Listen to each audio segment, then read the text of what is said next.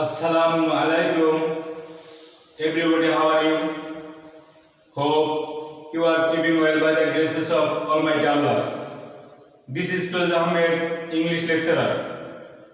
Dear learners, আজ তোমাদের সামনে যে বিষয় নিয়ে আমি আলোচনা করতে যাচ্ছি সেটি হচ্ছে ভার্ব এবং গ্রুপ ভার্বের তুলনামূলক পার্থক্য।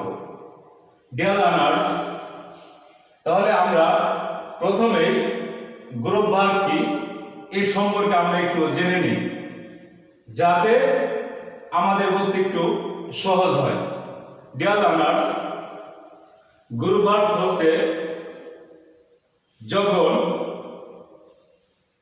কোনো ভার্বের পর নির্দিষ্ট প্রিপজিশন বসে তখন উক্ত ভার্বটি ট্রানজিটিভ ভার্ব হয়ে যায়, এবং যখন ভার্বটি নির্দিষ্ট অর্থ বাদে ভিন্ন অর্থ দেয় তখন তাকে গ্রুপ ভার্ব বলে। ডিয়ার লার্নার্স, আজ তোমাদের যে বিষয়টি জানাবো সাধারণ ভার্ব হিসেবে অর্থ, গ্রুপ ভার্ব হিসেবে অর্থ।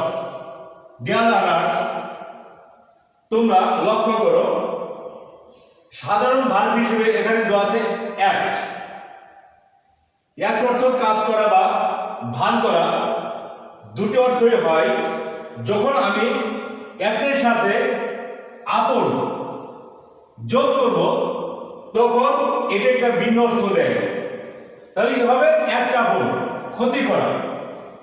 তারপর দেখো বিয়ার।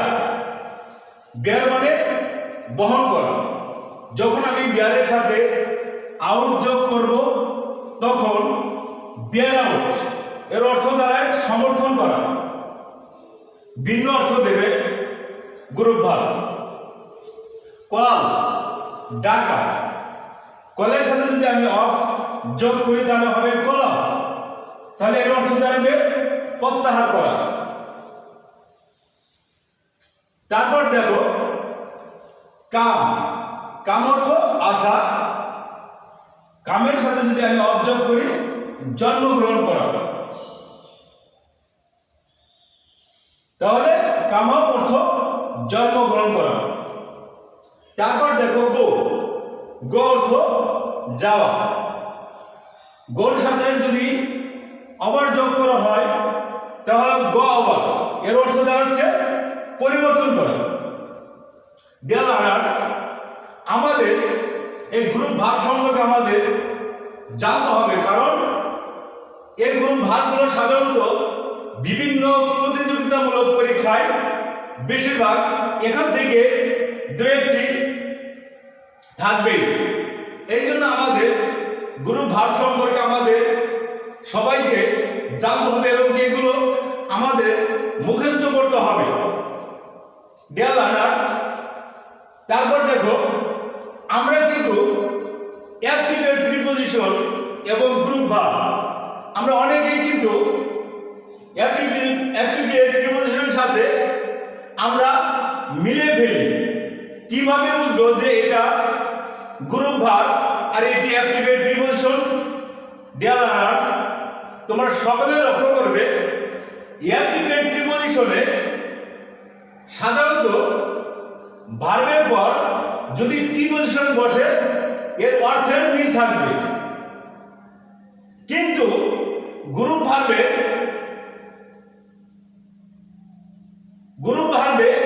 ভার্বের পর যদি প্রিপজিশন যুক্ত হয় তাহলে অর্থটা ভিন্ন হয়ে যাবে। যেমন এখানেই দেখো, এক মানে কাজ করা, একের সাথে আপন প্রিপজিশন যুক্ত হয়েছে, এক অর্থ ক্ষতি করা, অর্থটা ভিন্ন হয়ে গেছে। তাহলে আমরা কি বুঝতে পারি যে যদি ভার্বের শেষে যদি অ্যাপ্টিটিউড প্রিপজিশন যুক্ত হয়, সেই ক্ষেত্রে প্রিপজিশন যদি যুক্ত হয় সেই ক্ষেত্রে যদি অর্থের মিল থাকে তাহলে সেটাকে আমরা বলতে পারি অ্যাপ্টিটিউড প্রিপজিশন, আর যদি অর্থের মিল না থাকে তাহলে তাকে আমরা বলতে পারি গ্রুপ ভার্ব। যেমন দেখো এই অ্যাবাইডিং, অ্যাভয়েডিং কি বাস করা, অ্যাভয়েডিং পরে কিন্তু ইন হয়েছে বাস করা, কিন্তু অর্থটা কিন্তু তোমার ঠিকই আছে। তাহলে অর্থ কিন্তু পরিবর্তন হয় না ডিয়ার লার্নার। তাহলে আমরা এখানে অ্যাভয়েডিং এর অর্থ দাঁড়াচ্ছে কি বাস করা, এটাকে আমরা অ্যাপ্লিকেট প্রিপজিশন বলতে পারি। ডিয়ার লার্নার্স, যাই হোক আরেকটি কথা তোমরা মনে রাখবে যে গুরু ভার্বের অপর নাম হচ্ছে ভার্বাল ফ্রেজ। যাই হোক আমরা ভার্ব এবং গুরু ভার্বের কিছু তুলনামূলক পার্থক্য আমরা শিখলাম।